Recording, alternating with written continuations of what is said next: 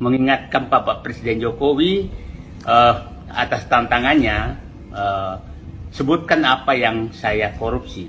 Pertama, kasus penyelundupan nikel yang sudah diungkap dan datanya ada, yang sangat jelas menyebutkan melibatkan Airlangga Hartarto dan menantu Bapak.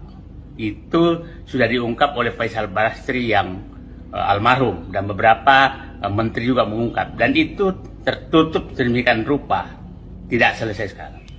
Yang kedua, yang terkantum masih di nasi Bapak adalah kasus Blok Medan di Maluku Utara. Itu sudah terungkap di KPK. Yang ketiga, kita masih ingat dulu adalah kasus kasus yang dilaporkan Ubaidillah Badrun yang terkait dengan hibah saham ke keluarga putra-putra Bapak. Yang ketiga, yang lain lagi adalah kita masih ingat kasus denda pelanggaran lingkungan oleh berbagai perusahaan di awal-awal periode Bapak itu, dan langsung hilang begitu saja. Dan faktanya setelah ditelusuri, orang-orang yang diduga terlibat pelanggaran tersebut langsung mendekat dan membuat berbagai perusahaan, bahkan ditengarai bahwa publik masih ingat dulu adalah suntikan dana 75 miliar untuk membuat es doger putra Bapak. Es doger masih ingat tuh, dan tidak tahu siapa yang melakukan suntikan dana itu. Nah, ingat Bapak Jokowi bahwa gratifikasi kepada anak-anak yang menggunakan kekuasaan Bapak sebagai presiden itu adalah termasuk korupsi. Jadi masih ingat bagaimana perusahaan-perusahaan anak Bapak dibentuk langsung kaya raya dan kita tidak tahu sumbernya dari mana. Jadi yang kita akan buka satu demi satu untuk mengingatkan Bapak, mungkin Bapak sudah lupa. Satu, proyek kereta api cepat yang anggarannya karena Bapak paksakan dengan Cina dengan keputusan Bapak sendiri, sehingga rakyat sekarang dirugikan dan markupnya terlalu besar, dan mulai terbuka sekarang bahwa terjadi kong kali kong. Bagi Bapak tunggu saja kong kali kong terhadap pengadaan kereta api cepat dari Cina. Nah, kita tunggu saja akan dibuka semua. IKN yang Bapak selalu katakan bangga sekali bahwa oversubscribe, bahwa hanya 480 triliun, hanya 20% pakai APBN. Terus faktanya bahwa proyek tersebut mangkrak dan kerugian negara puluhan triliun akibat ambisi Bapak pribadi.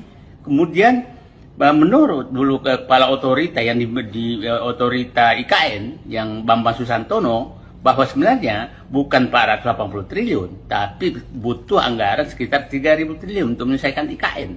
Nah, itu korupsi yang Bapak lakukan juga. Nah, yang ini adalah proyek infrastruktur yang Bapak sering bangga-banggakan, sangat bangga-banggakan. Saya ingatkan Bapak, pada saat Bapak 2014, anggaran untuk pembangunan jalan tol gambaran saja itu maksimum 100 miliar per kilometer. Tapi sejak Bapak di dalam, makan anggaran pembangunan jalan tol naik menjadi 200 miliar lebih 200 miliar. Malah dulu 80 miliar, sekarang 200 miliar lebih per kilometer. Akhirnya ada kenaikan yang sangat besar, dan apa yang terjadi adalah kerugian BUMN, bangkrutnya seluruh BUMN, itu utang BUMN sampai 300 triliun, sampai semua BUMN konstruksi bangkrut. Itu adalah korupsi yang Bapak buat. Jadi jangan Bapak pura-pura tidak tahu bahwa bukan kebijakan Bapak. Nah, berbagai bandara yang Bapak bangun, bangga-banggakan, pelabuhan, apa segala, itu semua merugikan BUMN. Bandara Kertajati yang Bapak paksakan, bandara-bandara lain yang Bapak paksakan, semua bangkrut sekarang. Itu tanggung jawab Bapak. Itu adalah korupsi yang disebabkan oleh merugikan negara, menguntungkan pihak lain. Tapi Bapak harus bertanggung jawab karena itu adalah keinginan Bapak. Jadi, terkait dengan korupsi yang paling sangat nyata adalah hadiah-hadiah Bapak. Hadiah-hadiah Bapak, hadiah Bapak kepada penyumbang-penyumbang, oligarki yang menyumbang kesuksesan politik Bapak. Akibat kebijakan Bapak menyebabkan pengembang menekan harga tanah rakyat yang menjadi hanya sekitar Rp50.000. Terus mereka jual Rp30 juta. Terus Bapak menganggap Bapak tidak korupsi. Bapak menyerahkan hutan lindung, mangrove ke pengembang tanpa lelang, hanya dengan alasan PSN. Itu melanggar undang-undang, Pak, merugikan negara, merugikan rakyat. Jadi, termasuk terjadi di Rempang. Jadi PSN yang Bapak buat itu adalah hadiah dari Bapak kepada, mohon maaf aja, cukong-cukong yang membiayai kesuksesan dinasti Bapak. Dan mudah-mudahan Bapak yang orang-orang yang Bapak tekan sekarang dengan politik sprindik itu untuk menyelamatkan dirinya akan bernyanyi bahwa kami memang ditekan untuk melakukan sesuatu. Jadi Bapak Joko Widodo, terima kasih atas tantangannya. Insya Allah publik akan berpacu untuk membuka semua korupsi apa yang pernah Bapak lakukan selama menjabat.